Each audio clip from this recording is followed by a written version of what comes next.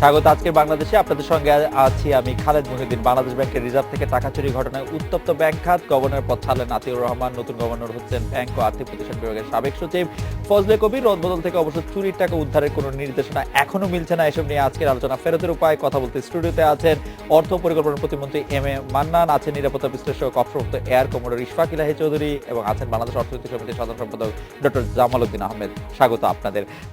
অধ্যাপক জনাব M A Mannan, আমি আপনার কাছ থেকে জানতে চাইবো যে দিয়ে আসলে আমরা শুরু করেছিলাম যে গভর্নর পদত্যাগ করলেন, 2 ডেপুটি গভর্নরকে অব্যাহতি দেওয়া হলো, কিন্তু আমরা আজকে সারাদিনই সোশ্যাল ওয়েবসাইটে দেখছিলাম যে টাকা ফেরত পাওয়া সম্পর্কে আমরা আসলে কতটুকু অগ্রগতি করেছি সেটি আসলে জানতে চান। বাংলাদেশ ব্যাংকের সাবেক বা সদ্য বিদায়ী গভর্নর আমরা যদি এরকম বলি, তিনি ফিরে এসে কিন্তু বললেন যে মানে কিছু ইতিবাচক কথাই বলেন, হয়তো টাকা আমরা ফেরত পাবো।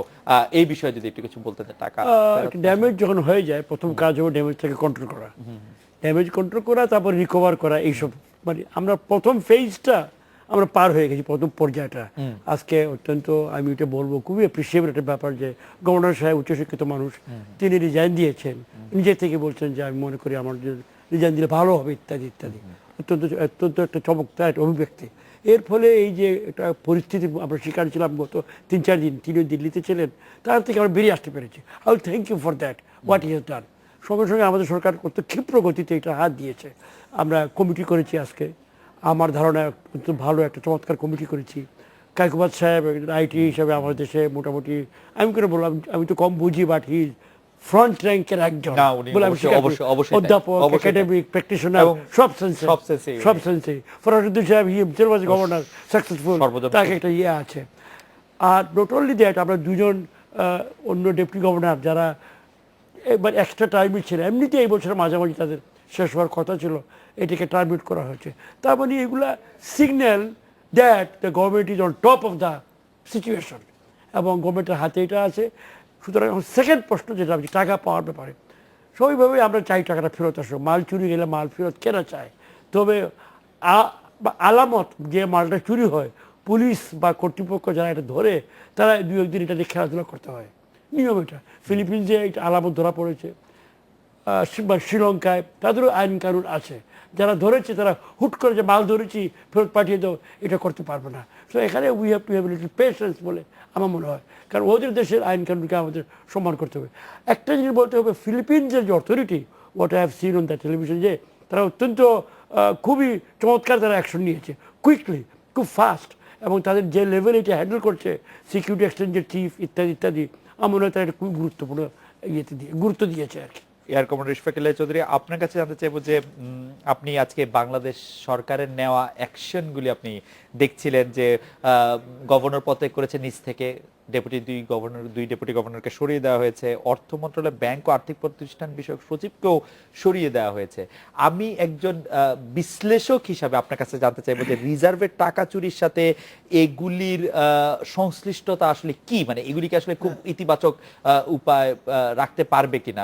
আমি তো মনে করি খুবই ইতিবাচক, কারণ আমরা যদি একটা ইনভেস্টিগেশন করতে চাই, তাহলে এই যে যারা সবই হয়তো নির্দোষ, কিন্তু একটা যারা এই ঘটনার সাথে খুব ক্লোজলি জড়িত ছিল বা জড়িত থাকা উচিত ছিল, তাদেরকে এই অ্যাটলিস্ট ইমিডিয়েট থেকে অ্যাকশন থেকে সরিয়ে দেওয়াটা এখন আমাদের পক্ষে, ওই যে 3 সদস্যের যে কমিশন আমরা নিয়ে, তারা কিন্তু খুব ইন্ডিপেন্ডেন্টলি কাজ করতে পারবে।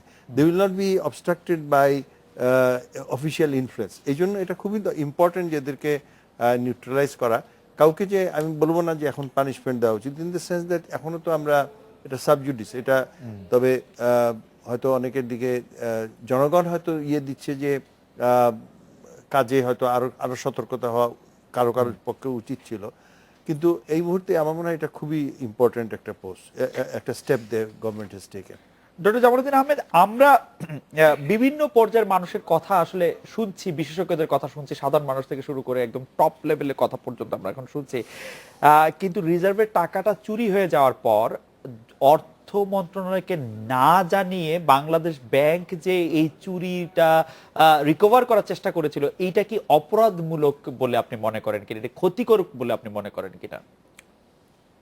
এটা আপনার টোটাল বিষয়টা যদি দেখেন, it's a failure of the corporate governance, because আপনার যখন কোনো একটা ইনসিডেন্ট হয়, নর্মাল অর অ্যাবনর্মাল, নর্মাল যদি উইদিন দি কন্ট্রোলেবল লিমিট থাকে, in that case they can hide it, এবং সেটা তারা ইন্টারনালি সলভ করতে পারবে বলে তারা it's beyond the control of the তাদের লিমিট। ইন দ্যাট সিচুয়েশন যদি এটা জানানো না হয়, it's a failure of the corporate governance, because আপনার এখানে অডিট কমিটি আছে, বিভিন্ন ফাংশনাল কমিটিগুলো আছে ব্যাংকের ভিতরে, HR কমিটি আছে, তারপর আদার বোর্ডের মধ্যে আপনার বোর্ড আছে, এবং সেই বোর্ডে রেসপন্সিবল আপনার গভর্নমেন্টের 4 জন মনে হয় সচিব আছে, এবং ইন দ্যাট সিচুয়েশন এটা যদি তাদের দৃষ্টিতে আসতো এবং নর্মাল কর্পোরেট গভর্নেন্সের প্রসিডিউর অনুযায়ী যদি আপনার ওখানে এই এজেন্ডাতে আসতো, in that it could be discussed, এবং এত আপনার বড় ইয়েতে না যে ওটা করা উচিত ছিল, এবং যেটা যেহেতু হাইড করা হয়েছে, এটা কিন্তু আপনার এটা it's a violation of the principles of the corporate governance. এবং সেন্ট্রাল গভর্নমেন্ট এখানে গভর্নমেন্টের ফাইন্যান্স মিনিস্ট্রির ফাইন্যান্স সেক্রেটারি ছিলেন, ERD সেক্রেটারি ছিলেন বোর্ডে, দেন ব্যাংকিং সচিব, ন্যাশনাল বোর্ড অফ রেভিনিউর chairman, he is also secretary of the internal resources division. তাহলে এই যে ইম্পর্টেন্ট লোকগুলা, এবং এর মধ্যে আবার অডিট কমিটিরও একটা মিটিং হয়েছে 23শে ফেব্রুয়ারি, সেটা সেই মিটিংয়ে এই ডিউরিং দ্যাট টাইম এটা কিন্তু ছিল, সেই জিনিসটা কিন্তু ওই মিটিংয়ে উঠানো হয় না। It's a violation of the rules and principles of the corporate governance principal. এবং এটা কিন্তু যদি কমার্শিয়াল ব্যাংকে হইতো, যেমন আপনার ধরেন হলমার্কের ঘটনা, যখনই পত্রপত্রিকা আসা শুরু হলো, সোনালী ব্যাংক ইনিশিয়েটেড একটা ইনভেস্টিগেশন ওই ব্রাঞ্চে করলো, করার পরে এটা তারা বোর্ডের কাছে জমা দিয়েছে। এখানেও একইভাবে এটা হওয়া উচিত ছিল, যেটা আপনার হয় নাই। এবং এটা যদি ম্যানেজমেন্ট যদি ইনফর্ম না করে, তাহলে তো অডিট কমিটিও জানবে না, বোর্ড অফ ডিরেক্টরস আসার আগেই জানানো উচিত। জানানো উচিত আমাদের ছিল। কালচারটা হচ্ছে কি, মানে এই আমি বাংলাদেশি বলছি না, অনেক থার্ড ওয়ার্ল্ড কান্ট্রি, যে সুখবরটা আমরা অতি মানে দ্রুত এটা প্রচার করি, কিন্তু এই হাইড করার জন্য কোনো চেষ্টা, খারাপ খবর, দুঃসংবাদ হলে এটা কিভাবে কাটিয়ে ওঠা যায়, এবং আপনি কি আজকে আপনারা নিশ্চয়ই আজকে বাংলাদেশ ব্যাংকের বিদায়ী গভর্নর বা সাবেক গভর্নর, যদি আমি বলি যে সংবাদ সম্মেলনটা করছিলেন, সেটি কি আপনারা নিশ্চয়ই দেখেছেন? আমি আসলে ওনাকে একটু উদ্ধৃত করতে চাই, যদিও আপনাদের মনেই আছে নিশ্চয়ই যে এটি একটি সাইবার আক্রমণ। আমি উদ্ধৃত করছি, এটি একটি সাইবার আক্রমণ, একটা সন্ত্রাসী হামলার মতো। কোন দিক থেকে আক্রমণ আসছিল আমরা বুঝতে পারছিলাম না। ওই একই সময় ATM বুথগুলোতে আক্রমণ হয়েছে, আমরা তখন ভয় পেয়ে গেছিলাম যে পুরো ব্যাংকিং ব্যবস্থার উপরে নাকি আঘাত আনা হয়। এটা ছিল অনেকটা ভূমিকম্পের মতো, হয়তো কিছুক্ষণ পর আরো একটা আক্রমণ আসতে পারে। এই কিং কর্তব্য বিমূঢ় আপনার এই পয়েন্টে আমি বলবো, জি, আমাদের বাঙালিদের যে কালচার, জি, আমরা যখন আপনার কোনো একটা ভুল করি, সেই ভুল আমরা স্বীকার করি না, 14 বার এটাকে ডিফেন্ড করার চেষ্টা করি। মানে কিন্তু প্রথমে যদি আমি বলি যে ভুলটা আমার স্বীকার হয়ে গেছে, এটা কিন্তু আপনার বাংলাদেশে এক লোক ইন্টারন্যাশনাল প্রজেক্ট ম্যানেজমেন্টে, সে একটা বই লিখছে, স্কাইল্যাক চাদ্দা, সে সুইডেনের নাগরিক, সে বাংলাদেশে প্রজেক্ট ম্যানেজমেন্টের উপরে, ওই কালচারের উপরে একটা চ্যাপ্টার আছে ওখানে। সেখানে বলছে যে বাঙালিদের অনেকগুলো ভালো সাইড আছে, খারাপের দিকে একটা হলো যে ভুল স্বীকার করতে চায় না। আমি একটু এয়ার কমান্ডার রেশফিক আলী চৌধুরী আপনার কাছে আসতে চাই। আমি গণযোগাযোগের ছাত্র হিসেবে আমাকে ক্রাইসিস ম্যানেজমেন্টের যে কোর্স পড়ানো হয়েছে, সেখানে ক্রাইসিস ম্যানেজমেন্টের সবার আগে বলা হয়েছে যে ভুল হলে, যেটা ডক্টর জামালউদ্দিন বললেন, সেটি হচ্ছে যে একটি সামনে এসে অন্তত বলা যে ভুলটি হয়েছে। আপনিও যে মানে চাকুরিকালীন সময় যেখানে ছিলেন, সেখানেও আমরা দেখি যে আসলে বিভিন্ন খারাপ বিষয়গুলি একটু আড়াল করা বা চাপা দেওয়ার চেষ্টা করে। এটা কি আসলে হেল্প করে? না, এটা তো নয়। এবং আজকে ওই ইয়েতে শুনছিলাম, উনি যখন বলেছেন সাইবার অ্যাটাক, জি, তো cyber attack actually cyber warfare সারা পৃথিবী জুড়ে হচ্ছে, এবং সেখানে যদি আমরা আক্রান্ত হই, তাহলে আরো দ্রুত সংশ্লিষ্ট উচ্চপদস্থ যারা আছেন, প্রধানমন্ত্রী সহ, অর্থমন্ত্রী সহ, আরো দ্রুত তাদের জানানো উচিত। কারণ আমি দেখছি যে আমি আক্রান্ত, আমি যখন আক্রান্ত, তাহলে রাষ্ট্রের সমস্ত মানে শক্তি দিয়ে আমি এই আক্রমণটাকে মোকাবিলা করব। আমি কেবলমাত্র বাংলাদেশ ব্যাংকে বসে থাকলে তো চলবে না, উনি নিজেই বলছেন। তো এবং এই যে সাইবার ওয়ারফেয়ার সারা পৃথিবী জুড়ে হচ্ছে, আজকে ব্যাংকিং এ হতে পারে, সামরিক, আপনি জানেন পেন্টাগন পর্যন্ত হ্যাকিং হচ্ছে, আপনার মিসাইল ইভেন আপনার ডিস্ট্রিবিউশন চেইনকে আপনার নষ্ট করে দিতে। আমি এই জায়গায় একটু আবার মাননীয় অর্থ প্রতিমন্ত্রীর কাছে আসতে চাই যে এই কথা আজকে সারা দিন বিভিন্ন ফোরামে আলোচনা হয়েছে। আমি যদি একদম সাধারণ মানুষের কথা বলি, সাধারণ মানুষ কিন্তু বলছে যে বাংলাদেশ ব্যাংকের গভর্নর যে আপনাদেরকে এটি জানাননি, তার কারণ হচ্ছে যে একটি স্বায়ত্তশাসিত প্রতিষ্ঠানের সঙ্গে যে অর্থ মন্ত্রণালয়ের এক ধরনের টাগ অফ ওয়ার বা বিশ্বাস অবিশ্বাসের সম্পর্কের কারণে এটি হয়েছে। এইটি কি বলবেন কিনা? অনেকেই এরকম মন্তব্য করছে। মানে আই ডোন্ট এগ্রি, বিনীতভাবে বলছি। Whole event of series of event যেটা হয়েছে, সবচেয়ে যেটা আমার কাছে সবচেয়ে অগ্রহণযোগ্য সেটা হলো এই যে দৃশ্যত কাভার আপের প্রচেষ্টা। I don't know why they did it. আমি কোনো লজিক্যাল কোনো কারণই খুঁজে পাচ্ছি না। এত high level of people, governors, deputy governors, they very highly educated, experience, তাদের whole life skills are not like other banks যে বদলাবদলি হয়ে আসে। এখানেই জন্ম, এখানেই মৃত্যু। তো এই যে একটা ভেরি আনপ্রফেশনাল কাজ তারা করেছে, they are trying to hide it, it is not acceptable. এবং এটি সবচেয়ে খারাপ দিকটা এই এন্টায়ার ইভেন্টসটা। আর একটা যেটা বললেন যে cyber something new for us, আমরা কালচারালি এখনো নট লাইক আদার। কিন্তু আপনি বলছেন যে বাংলাদেশ ব্যাংকের সঙ্গে অর্থ মন্ত্রণালয় বা বাংলাদেশ ব্যাংকের সঙ্গে সরকারের এরকম আমি কোনো 2 বছর যাবত কাজ করছি সরাসরি। মানে কোনো- I am not in the কি পজিশন দ্যাট আই দ্যাট আমি তাদের সঙ্গে How it is possible? না, জবাব যেটা বলছিলাম জি। নো না। ইউ সি হিউম্যান একটা টেনশন থাকেই। You are jealous of me, I am jealous of, থাকতে পারে সাবসাইড, কিন্তু উই আর সিভিলাইজড, শিক্ষিত মানুষ, পড়াশোনা করেছি। আমি গভর্নরের ব্যবহারে, ডেপুটি গভর্নরদের সঙ্গে আমার মাঝে মাঝে কথাবার্তা হয়েছে টেলিফোনে, সামনাসামনি, সুইটেস্ট অফ রিলেশনশিপ। কখনো নো না, I can't say senior minister no no no no no. আরও যদি ভেরি ইয়াং লেভেল যারা, যেমন আমাদের জয়েন্ট সেক্রেটারি, ডেপুটি সেক্রেটারি, তাদের ইডিজ, ওই লেভেলে বয়সের জন্য যদি কিছু হয়ে থাকে, I am not aware. Comrade Ishfaq Ali Chowdhury, একটি প্রশ্ন এসছে যে বিদেশি পরামর্শক বাংলাদেশের নিরাপত্তার জন্য আসলে কতটা ভালো খারাপ এই প্রসঙ্গটিতে আসছে না। আমাদের অধ্যাপক কায়কোবাদ আজকে বলছিলেন যে অন্তত কিছু কিছু ক্ষেত্রে শুধু আমাদের সাথে যাদের স্টেক আছে, মানে আমাদের দেশীয় লোকদেরই থাকা উচিত, বিদেশি এটিকে আপনিও গুরুত্বপূর্ণ মনে না, করেন? প্রয়োজনে তো বিদেশি পরামর্শ নিতেই হবে, কারণ এই জিনিসটাই এখন আমাদের দেশে কতটুক এটা টেকনোলজি আমাদের আছে বা জানা আছে, সর্বক্ষেত্রে আমাদের দরকার, মানে প্রয়োজনীয় জনবল নাও থাকতে পারে।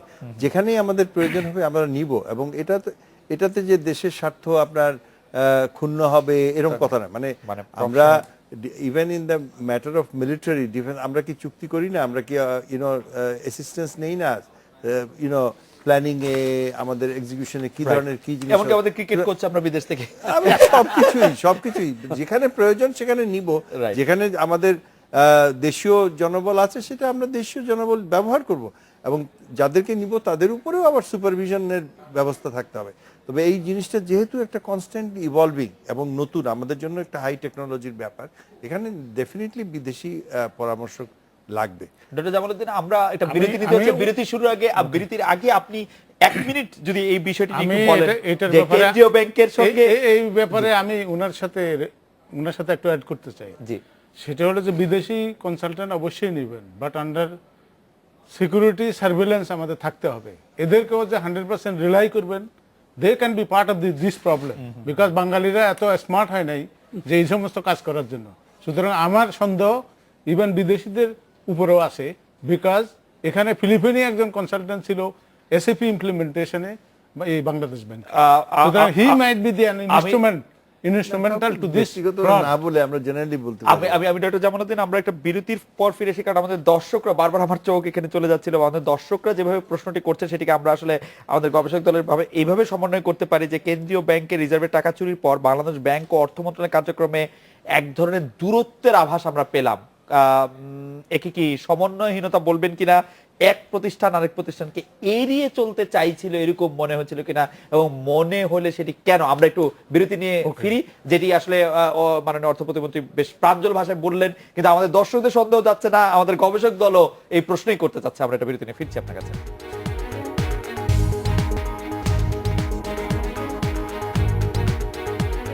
ফিরে এলাম। আজকের বাংলাদেশে ডক্টর জামালউদ্দিন আহমেদ, সমন্বয়হীনতা রয়েছে কিনা অর্থ মন্ত্রণালয় এবং কেন্দ্রীয় ব্যাংকের কার্যক্রমে এক প্রতিষ্ঠান আরেক প্রতিষ্ঠানকে এড়িয়ে চলতে চাইছিল কিনা, দর্শকরা জানতে চাইছেন, গবেষক দল।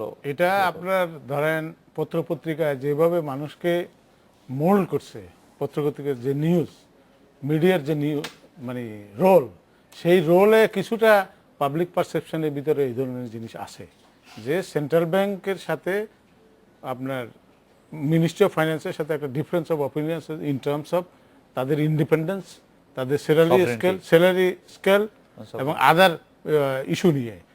এই ক্ষেত্রে হয়তো এটা ডিবেট হতে পারে, এটা debate may be there, but the thing is that central ব্যাংকের ওনারশিপ হলো মিনিস্ট্রি অফ ফাইন্যান্স, আমাদেরকে এটা বুঝতে হবে। সেন্ট্রাল ব্যাংক ওন করে মিনিস্ট্রি অফ ফাইন্যান্স। এটা কি ঠিক আসলে yes, technically? ওরা yes, ওরা- yes. ওরা যে অটোনোমাস Yes, আর এরা বর্তমানে autonomous at the same time এটা সারা বিশ্বব্যাপী এই যে অটোনোমাসের কথা বলে, এই অটোনোমাস কিন্তু এক্স্যাক্টলি না। আপনি ধরেন ফেডারেল রিজার্ভ সিস্টেমের গভর্নর যে অ্যাপয়েন্টেড হয়, এটা party in power, they select him, এটা হিস্ট্রিক্যালি। এবং এরকম আপনি যদি দেখেন গবেষণা দেখা গেছে যে ফেডারেল সিস্টেমের আমাদের চিফ জাস্টিসকেও রাষ্ট্রপতি নিয়োগ দিচ্ছে না, this is a formality and process, administrative process, but selection is the finally decided by the political authority and central bank is the সুতরাং আপনি সেন্ট্রাল মনে পয়েন্ট অফ দি করতেছেন দেশের যে ইকোনমিক ডেভেলপমেন্ট পলিসি ইমপ্লিমেন্টেশন, আমি জনাব একটু ইশফাক ইলাহি চৌধুরীর কাছে এই ব্যাপারে একটু জানতে চাই আপনার কাছে কি মনে হয় আপনার কাছে কি মনে হয় যে একটু সমন্বয়হীনতা রয়েছিল, একটা প্রতিষ্ঠান আরেকটা প্রতিষ্ঠানকে এড়িয়ে যেতে চেয়েছিল? পাশাপাশি আমি এই প্রশ্ন করতে চাই যে আমরা যে প্রতিষ্ঠানগুলিকে আসলে অটোনমাস বা মনে করি সেই প্রতিষ্ঠানগুলিকে কি আসলে নিয়ন্ত্রণ করার চেষ্টা করা হয়নি, নাকি এই প্রক্রিয়াটা ঠিকই আছে?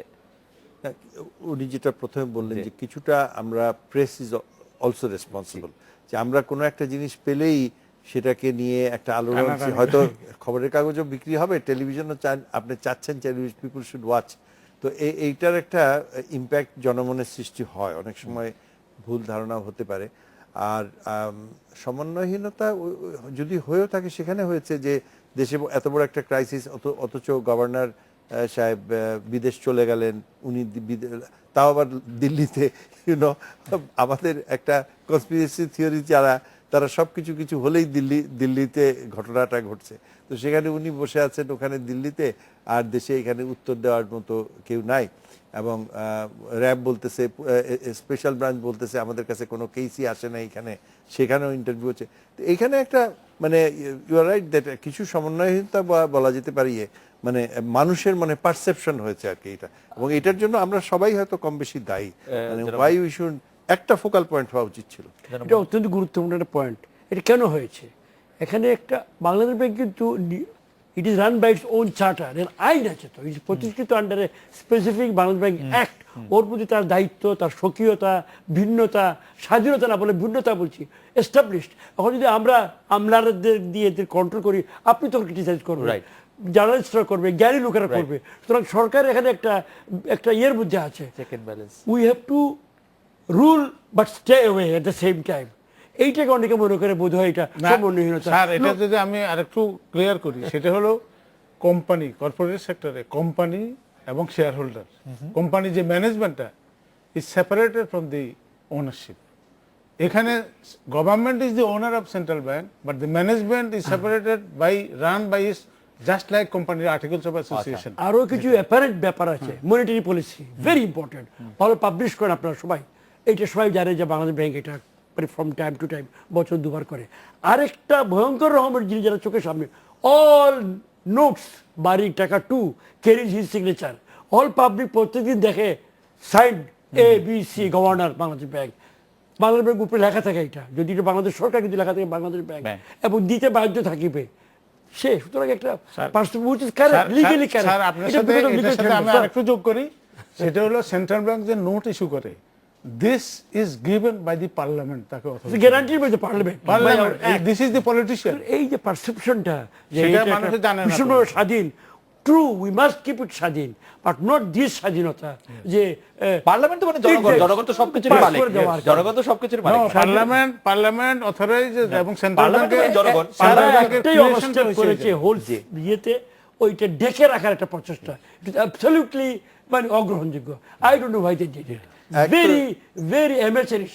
এক ঢেকে রাখা, আরেকটা হচ্ছে এটাকে ইগনোর করা, যে আমি চলে গেলাম ইয়েতে, 2 দিন কনফারেন্স হলো, তারপরে আবার উইকেন্ডটাও আমি দিল্লিতে কাটালাম, মানে there is no sense of urgency, এবং কোন actually he should have caught the next flight, and actually he should not have gone, right, এবং সেটা উনি বাতিলই করতে পারতেন। আচ্ছা, আমরা আরেকটি বিষয় দেখছি যে কয়েকদিন আগে বিবিসি বাংলার এক প্রতিবেদনে বলা হয়েছে বাংলাদেশের ব্যাংকগুলো তাদের কম্পিউটার সিস্টেম গড়ে তোলার জন্য যে অর্থ খরচ করে, তার খুব সামান্য অংশই এই আইটি সিস্টেমের নিরাপত্তার জন্য খরচ হয়। এই বিষয়টি নিয়ে কি বলবেন আপনারা তিনজনের কাছে?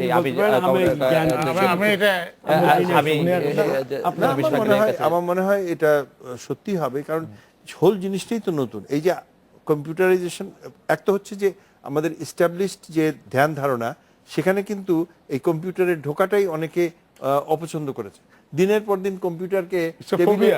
Phobia. টেবিলের পাশে ভয়। টাওয়েল দিয়ে ঢেকে রাখা, এগুলো আমরা Right, দেখেছি, right, তাই না? right. কেউ টাচ করবে না। তো এই কালচারটা আস্তে আস্তে ঢুকছে, বিশেষ করে যারা ইয়াং জেনারেশন তাদের মধ্যে আসছে।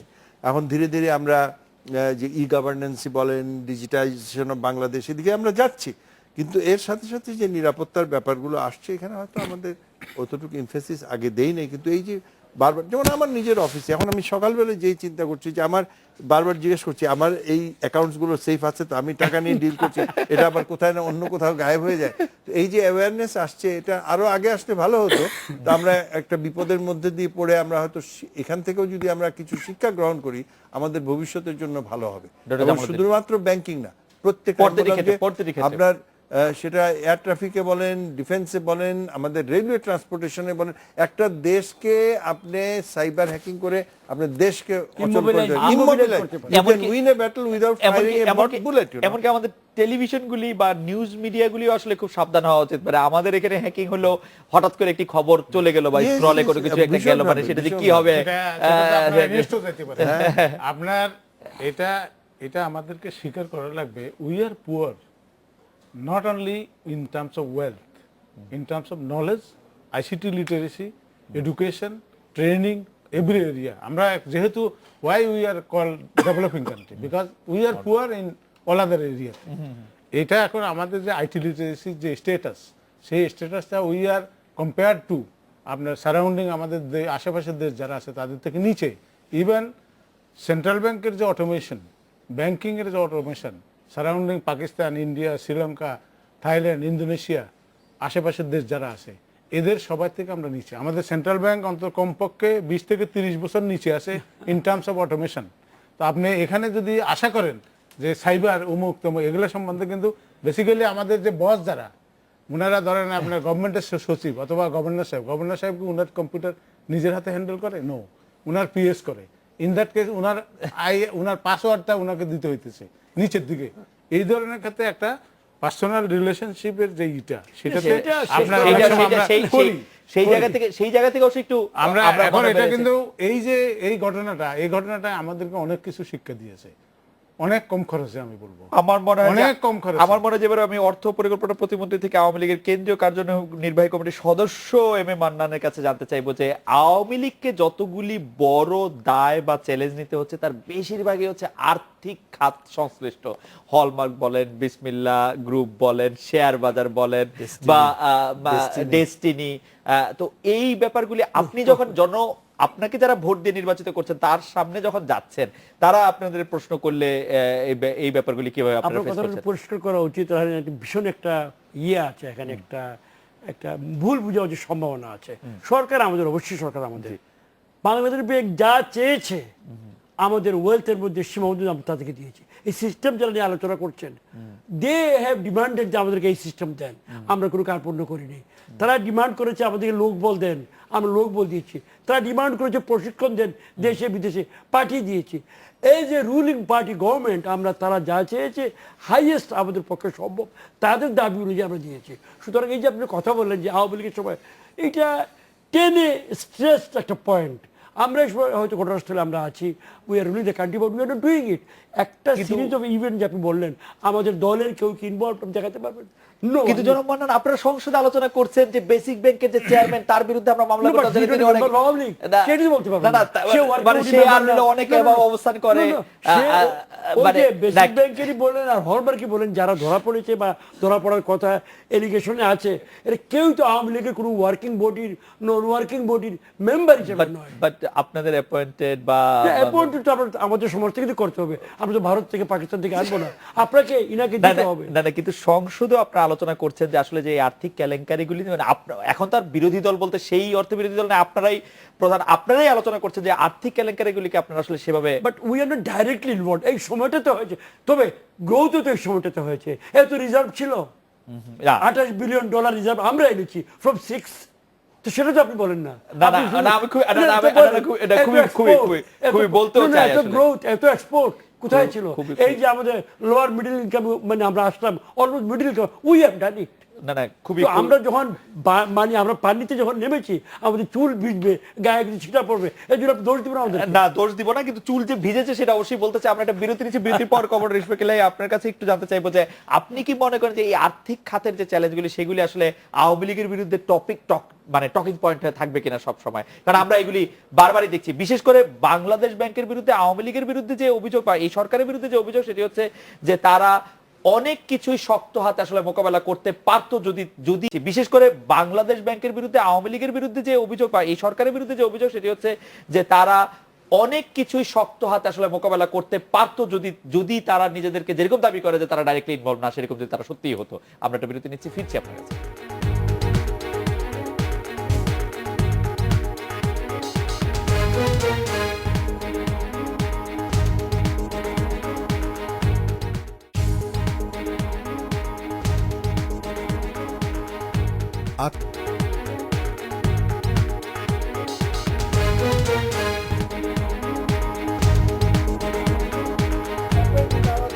ফিরে এলাম আজকের বাংলাদেশে কমরেড ইশফাক ইলাহি চৌধুরী। আর্থিক খাতে যে চ্যালেঞ্জগুলির মুখে বিশেষ করে আমাদের দর্শকরা এখন আমাদের সাথে যোগ করছেন যে কয়টি বিষয় বলা হলো, সর্বশেষে এটিএম বুথ থেকেও আসলে আমরা টাকার ব্যাপারটি দেখছি।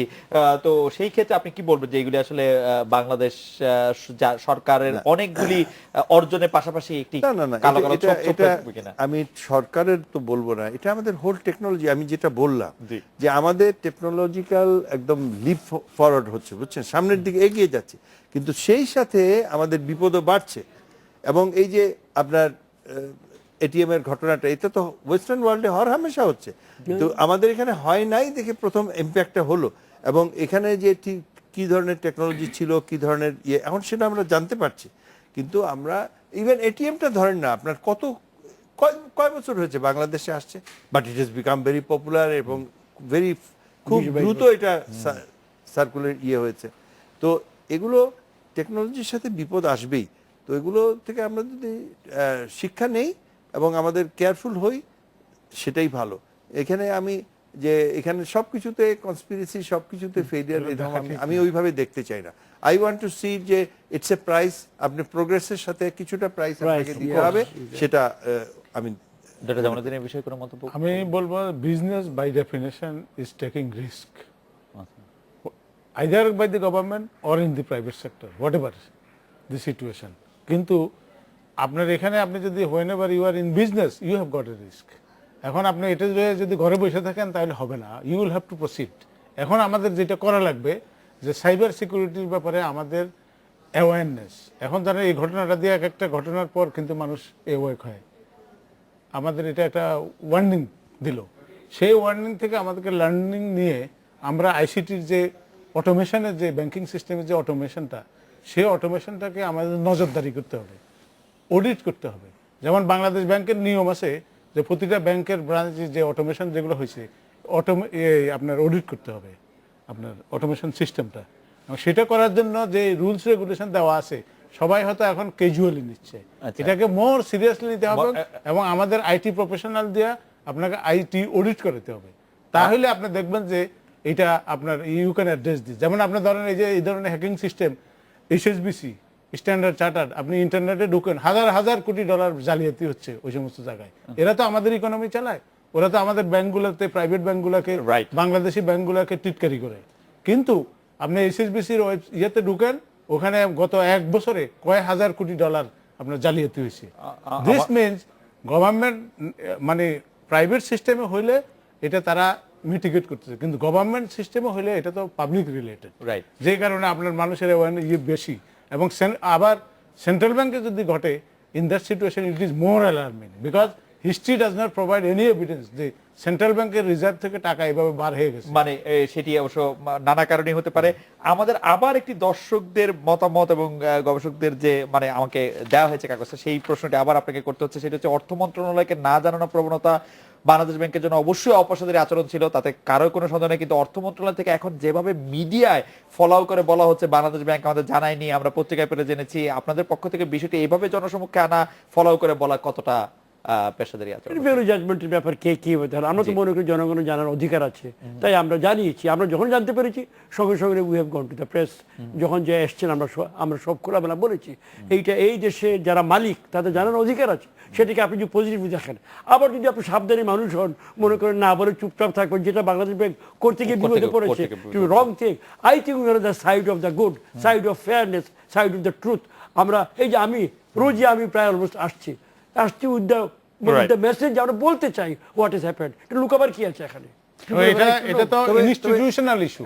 তবে আমি মনে করি যে মানে হয়তো এই ইয়েগুলো সন্দেহগুলো আসতো না যদি ধরেন স্বাভাবিকভাবে রুটিনলি এটা গভর্নর সাহেব আসে যদি প্রধান ইয়ের সাথে ফাইন্যান্স মিনিস্টারের সাথে দেখা করতেন, দুইজন একসঙ্গে গিয়ে প্রধানমন্ত্রীর কাছে যে উনি উনার দরখাস্তটা দিয়ে দিলেন, আমরা হয়ে গেল, অ্যাকসেপ্টেড হয়ে গেল। এই মানে এইটা হয়তো আরো সুন্দর হতো আর কি। ড্রামাটিক কি হয়, আমার মনে হয় যে একটু বেশি বাসায় গেলেন, উনি প্রধানমন্ত্রীর সাথে দেখা করতে পারলেন না, মানে এই যে খবরগুলো আসছে, এটা খুব এনজয় করেছে মিডিয়া, খুব এনজয় করেছে। মিডিয়া এনজয় করেছে মানে আমরা একটা বিরতি নেওয়ার পরে ইশফাক ইলাহি চৌধুরী আপনাকে জানতে চাইবো যে হ্যাকিং এর মাধ্যমে বা সাইবার অ্যাটাকের মাধ্যমে অন্যান্য দেশের ব্যাংক থেকেও টাকা চুরি ঘটনা বিভিন্ন সময় ঘটেছে, আমরা এগুলি পত্রিকায় পড়েছি বা ডক্টর জামালউদ্দিন এরকম বলছিলেন যে আমরা আসলে ওয়েবসাইটে ঢুকলে এখনো দেখতে পাবো। বাংলাদেশ ব্যাংকের রিজার্ভ থেকে টাকা চুরির বিষয়টিতে আলাদা কোনো বৈশিষ্ট্য চোখে পড়ছে কিনা, সেগুলি থেকে এই ঘটনাটা আলাদা কিনা, সে বিষয়ে আপনার একটু মতামত শুনবো। আমরা একটা বিরতি নিয়ে ফিরছি আপনার কাছে।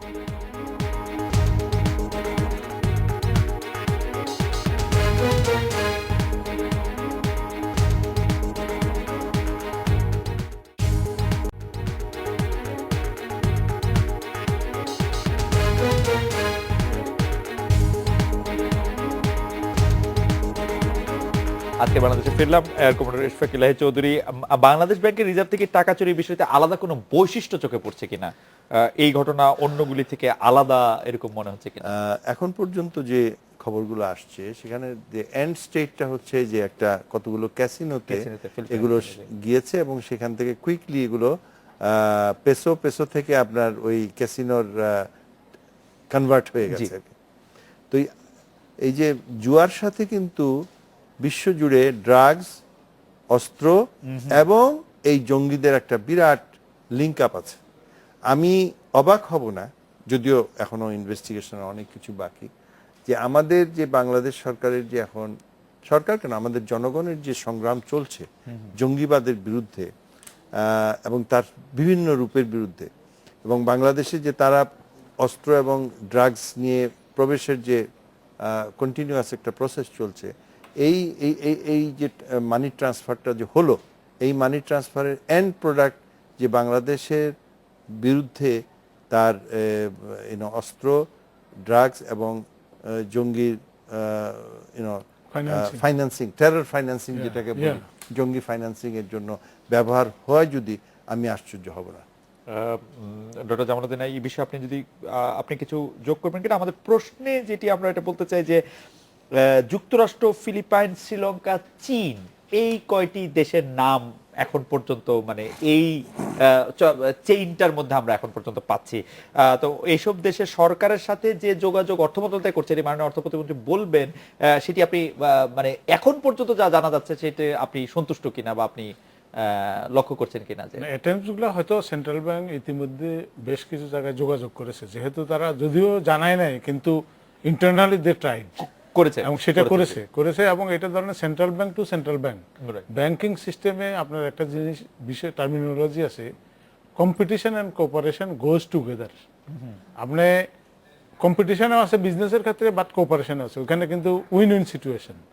এখানে আপনার ধরেন ফিলিপিনের কোনো টাকা যদি বাংলাদেশে এইভাবে আসে, তাহলে ফিলিপিন গভর্নমেন্ট এবং সেন্ট্রাল ব্যাংক এবং আমাদের সেন্ট্রাল ব্যাংকের এদের একটা ইন্টারনাল একটা আন্ডারস্ট্যান্ডিং আছে। অনেক সময় বাই মিস্টেক একটা ভুলে একটা ট্রানজাকশন আরেক ব্যাংকে চলে যেতে পারে, সেটা গেলে তারা কিন্তু এটা ফেরত দেয়, এই ধরনের রেকর্ড আছে।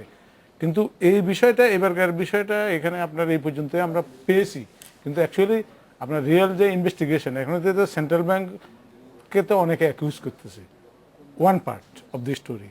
এখন যদি কম্বাইন যে ইনভেস্টিগেশন রিপোর্ট, সেই রিপোর্টে বাড়িয়ে আসবে যে আপনার কারা কারা আপনার এটার সাথে জড়িত আছে, কোথায় পসিবিলিটি আছে সেটা বার তবে করা। আমি যদিও নট এ ফাইন্যান্স ম্যান এবং আমি অতটুকু জানি না, কিন্তু দেখেন আমাদের ব্যক্তিগত জীবনেও যখন একটা আনইউজুয়াল ট্রানজাকশন হয়, ব্যাংক থেকে টেলিফোন জি, আসে, জি, ব্যাংক জি, থেকে জি, মেইল আসে যে ভাই তোমার এই, এমনকি ব্যাংকার যদি আমার পরিচিত হয় এবং সে আমার সিগনেচার জানে, তারপরেও সে একটা টেলিফোন confirmation নেয়। স্যার আপনি কি এই সেটা- চেকটা সেটা issue টেলিফোন করেছেন? করে। বা এই বহু ধরনের। issue হয়েছে। কিন্তু এই যে আমাদের যে কয়েকটা পাস হয়ে গেল, ফেডারেল রিজার্ভ বলছে যে না আমরা একদিন দুই দিন উত্তর পাই নাই, তো এই আমরা এই উত্তর না পাওয়াটাকেই সম্মতিকে ধরে নেওয়া যায়? আমার আমরা তো মনে হয় মাননীয় না। অর্থমন্ত্রীর কাছে তিনটি বিষয় নিয়ে একটু জানতে চাইবো, বৈশিষ্ট্য যেটা- বলছেন। যেটি জঙ্গিবাদের প্রসঙ্গ জি আনলে জি, উনি আপনি বলবেন। বলছেন বিশেষ বৈশিষ্ট্য, আমার নজরে যেটা জি, আসছে, জি, আমার মত বেশি বেশি বেশি। বড় পরিমাণ, নিয়ারলি $800 মিলিয়ন। এইটা একটা বিশেষ বৈশিষ্ট্য আমি বলবো। লম্বা রুট দেখেন, ট্রাভেল রুটটা, Dhaka, Brussels, New York, Manila, Colombo, almost গ্লোবের 4 ভাগের 3 ভাগ ভাগের ঘুরতেছে 3 ভাগ, কিন্তু right, right. That's a very significant move. আপনি দেখেন, আমরা যা জানতে পেরেছি, সময়টা কিন্তু গত বছর মে মাসে কিন্তু এই স্পিউরিয়াস অ্যাকাউন্টগুলো খোলা হয়েছিল ম্যানিলাতে। এই যে মহিলা কালকে ইন্টারভিউ দিল, যে অ্যাকাউন্টের টাকা ট্রান্সফার হলো, it was open last year in the month of May. So that means almost 10 months of preparation have gone behind the final coup বা হ্যাক, যেটাই বলতে চান। এই যে লম্বা সময়। আরেকটা হলো সবচেয়ে বৈশিষ্ট্য যেটা, লোকবার প্রচেষ্টা বাই দ্য ভিকটিম। ভিকটিম নিজেই স্বীকার করছে না যে আমাকে ঘা মারা হয়েছে, Right. বা স্বীকার করতে চায়নি। এইগুলো আমি মনে করি এই আমি ডক্টর আতিউর রহমানকে যদি আবার একটা মানে একটু কোট করিয়া দর্শকদের উদ্দেশ্যে, আমরা যদি আগে এটা প্রকাশ করে দিতাম তাহলে হ্যাকাররা যে টাকাটা নিয়ে পালিয়েছিল সেটা ধরা পড়তো না। No, that is overstretched report. With due respect to him, I know him very well. He's a very learned man. কিন্তু এটা ঠিক নয় বোধ হয়। আমার ঘরে চোর ঢুকেছে, আমি চুপচাপ বসেছি, আর যাতে বেশি চুরি না করে, এইটা বললে চিল্লিয়ে উঠলে আরো বেশি নিতে পারে। That does not, that probably is not logical. Although আমি ঠিক বেশি বলতে চাই না। Right right right right I don't agree with this logic. Right. আমি জনাব ইশফাক ইলাহি চৌধুরী, আমরা অনুষ্ঠানের শেষ পর্যায়ে চলে এসেছি। আপনি নানা সময়ে জঙ্গি বিষয়ে অর্থায়নের ক্ষেত্রে আপনি অনেক সময়, আমি আপনাকে অনেকবার শুনেছি আমাদের টেলিভিশনে, অন্য অনেক টেলিভিশনে, যে আপনি যেটি বলছেন যে এই ক্ষেত্রে আমাদের সরকারের আরো একটু দক্ষ, মনোযোগী এবং বিষয়টি সিরিয়াসলি নেওয়া দরকার। তা আপনি কি মনে করছেন যে সরকার আসলে সিরিয়াসলি নেওয়া শুরু করেছে, যে নানা বিষয়গুলি যে Well, আইন তো অনেক হয়েছে, যেগুলো আগে একদম ছিল না সেগুলো হয়েছে, এবং বিভিন্ন ক্ষেত্রে এই এই আমাদের সেন্ট্রাল ব্যাংকই অন্যান্য ব্যাংকে তারা চ্যালেঞ্জ করেছে। মানে ইসলামী ব্যাংক, আল রাফে ব্যাংক, বেশ কিছু ব্যাংকের বিভিন্ন ট্রানজাকশনে কিন্তু এরা করেছে চ্যালেঞ্জ করেছে, যেটা এবং আমাদের হুন্ডির মারফতে মধ্যপ্রাচ্য থেকে যেসব অর্থ আসছে সেগুলোর উপরেও নজর রাখা হচ্ছে। কিন্তু আমি যেটা বললাম যে যারা অপরাধী তারাও কিন্তু মানে তাদের কন্টিনিউয়াসলি তাদের স্টেপগুলোকে আরো সফিস্টিকেটেড, আরো নতুন করেছে। এবং এই টাকাটার মানে এন্ড স্টেট সম্বন্ধে এটা কাকতালীয় হতে পারে যে একজন, উনি যুদ্ধাপরাধী কিন্তু বিশিষ্ট ব্যাংকারও ছিলেন, তাই না? সর্বশেষ যে বিচারটা হলো মীর তো, কাসেম আলী। হ্যাঁ, এবং আমরা জানি যে বাংলাদেশের সব থেকে মানে অর্থনৈতিক প্রতিপত্তি যদি তার থাকে, আমি বলছি না it's too early to say anything, but এগুলোর সাথে একটা যোগসূত্র থাকলে আমি অবাক হব না, থাকলে কারণ সেই বিশ্বব্যাপী, সেই কথা- সেটা মেক্সিকোর ড্রাগ কার্টেল হোক, কলম্বিয়ার ড্রাগ কার্টেল হোক, আর আমাদের এই মারিজুয়ানা বা আমাদের ইয়াবা হোক, এবং অথবা মায়ানমার থ্রু হয়ে যেসব অস্ত্র আসে, এগুলোর পেমেন্টগুলো অনেক ক্ষেত্রে কিন্তু এই ধরনের আন্ডারগ্রাউন্ড। ডক্টর জামালউদ্দিন আহমেদ, আমরা একদম শেষ 40 সেকেন্ডে, আপনি কি মনে করেন যে সরকারের সক্ষমতা এই সব ছিদ্রগুলি ক্ষেত্রে বাড়ছে না কমছে? আপনি গ্রাফটা কিরকম দেখেন? আপনাকে government is at war with the terrorist financing, এটা কিন্তু আপনাকে আমাদেরকে সবাই স্বীকার করতে হবে।